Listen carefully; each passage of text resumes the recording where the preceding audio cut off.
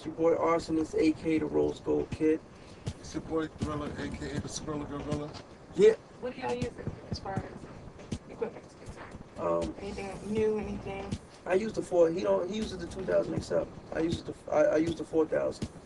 I use both really, XL and the 4000, but I got the 4000 in my crib, and that's what I've been using lately. Proteus sound module, Roland sound module, That's it, really. turntable. That's it. Okay. Okay, and tell us how y'all all come together. What makes the Heatmakerz as a group as a whole? Um, we family first. I met Thriller when I was 6. We lived on the same. Our mothers lived on the same block, and he was the bully nigga from up the block. Him and his brother. Not his fuck with you, but no, we lived on the same block, and like we always did music. He used to DJ first.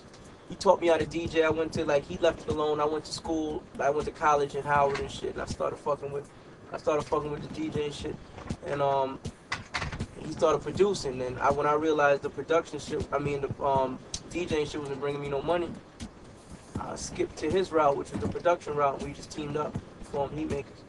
When was that? Officially 2001. But we started doing it in like 98. 98. So you were doing it first, and then you were. Yeah, but you know what I'm saying? I only had about maybe I'm gonna say like maybe 8 months more experience than him, like basically. He made a beat out of everything. Yeah. So you just had like an idea. You was like, okay, I'm gonna do tracks, or Like you knew. to be honest with you, it was like it was like a hobby. Like I was just looking through a Sam Ash magazine, and I like music. I love music, so it's like when I was looking through it, I saw an MPC 2000. I'm like, I got my money up and I got it, and I ain't know nothing about it. I ain't know how to use it, do nothing. I learned, you know what I mean, and this is what it is. But yeah. And then you just taught you a little bit, and then you just taught me a little bit, then I realized that you can make $5,000 for selling your first track, and I'm in it. I get used to this. Where you from? Where y'all from? Bronx. In the Bronx. Where we at right now? Right now we in Quad Studios in Manhattan, 48th Street.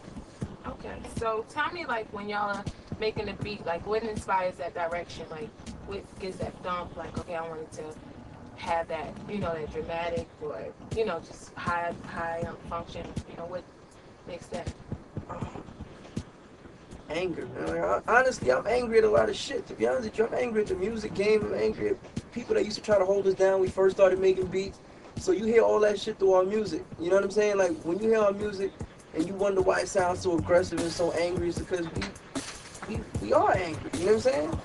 Wow. So, like, what do you mean? no, I just mean as far as, like, like, when you've been trying to get into the game for so, not saying, like, we tried an awful long time, because we didn't, but as far as, like, rejection is a bitch. Like, when you're trying to get in the game, people tell you, like, yo, your sound is too dark, it ain't club enough, it ain't party enough. So now when you do get through the door and then you proving people wrong, you hear that anger through your music. It's like a rapper, like a rapper who's trying to get in the game for so long and he been spitting and people telling him, yo, make some club records. But you spitting from your heart, and a lot of people don't do that no more. So on the beat side, that's what we do. Like, we make music from our hearts. Like, I can speak for him when I say this because I know it's the truth. We think the same way.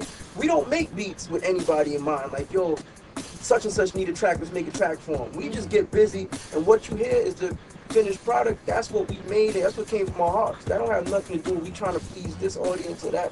Our music is our music. Like, if you love it, then that means you love what's coming out of us, our soul. You know what I'm saying? That don't got nothing to do with trying to please this southern rapper, this west coast rapper, this east coast rapper. It's just, that's us. So what was, like, the #1 rejection y'all were hearing at first? Too angry, but, like, what was it? Dark. They said our music was too dark.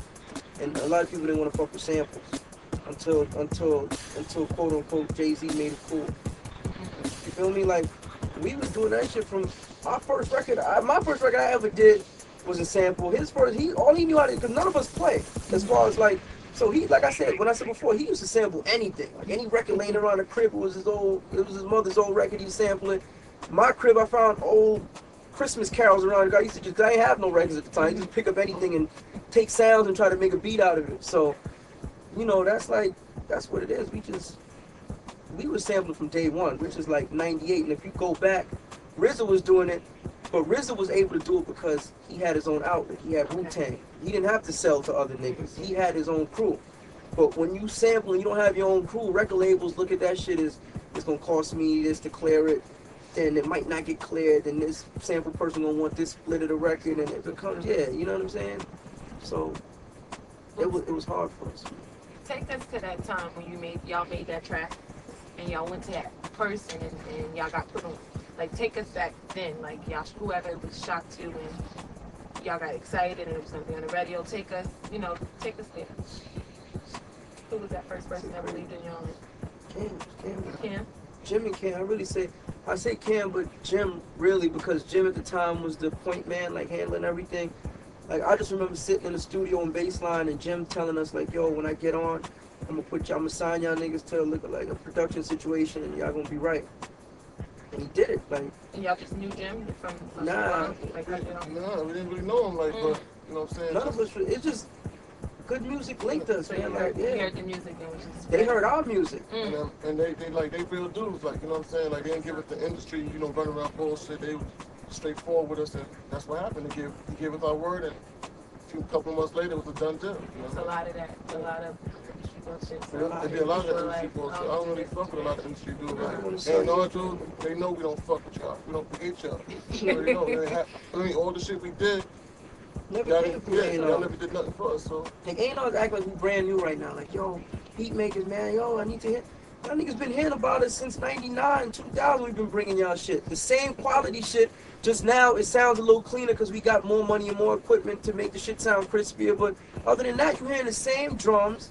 You're hearing the same samples flipped in different ways. Like, we ain't new. So when you go to these A&Rs, they try to front like you brand new. This shit kills me. Like, you looking at these dudes like, what are you talking about? You know what I'm saying? I don't know, man. Like, it might sound like I'm real angry, but I'm just the happiest I've been in my life, man. Like, to make money over shit that you love is no better feeling. Like, I wake up when I want to wake up. I come to work. You see what work is? I mean, this is work.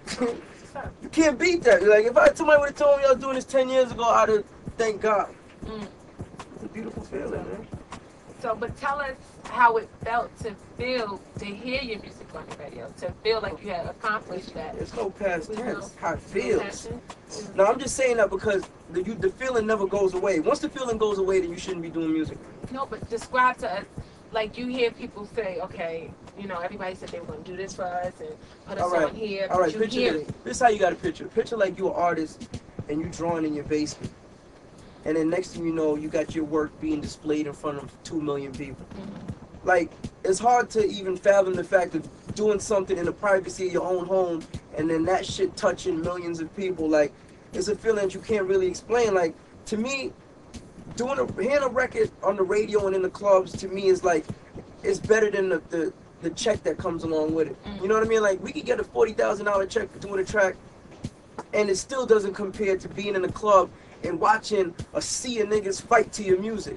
Not saying that fight, you know, fight. But feeling it. Yeah, but like when you see how your music touches people and you know that you made that shit in the privacy of your own basement, in a studio that probably was no bigger than half this room, it's a feeling that you can't explain. Because then you looking at it like, you standing like, this is how ill it is being a producer. Like, you could be in the club and I could not know him and I'm standing right next to him and a song comes on and he loses his mind. He loves the song. He don't know the nigga right next to him made the track. Like, it's such a crazy feeling because, first of all, a nigga can hate me. He can look at me like, yo, fuck this nigga, be ice grilling me in the club, but dancing to my music. You feel me? That's how crazy. That's the feeling that you can't really capture. Even, like, being an artist is different because being an artist, niggas 9 out of 10 times know it's you. But being a producer, you the nigga that can just sit back in the club, quiet, in some regular shit, maybe no jewelry on, just real humble and quiet, watching niggas lose their mind. And production has 9 out of 10 it has no face. It could be the geekiest nigga in the world making the most gangster shit in the world. And people accept him because they're not looking at his face. They listening to his music and they listen to what's coming out of his soul. You know what I'm saying? So it's a whole different feeling that really can't be put into words unless you experience it for yourself. You know what I'm saying? But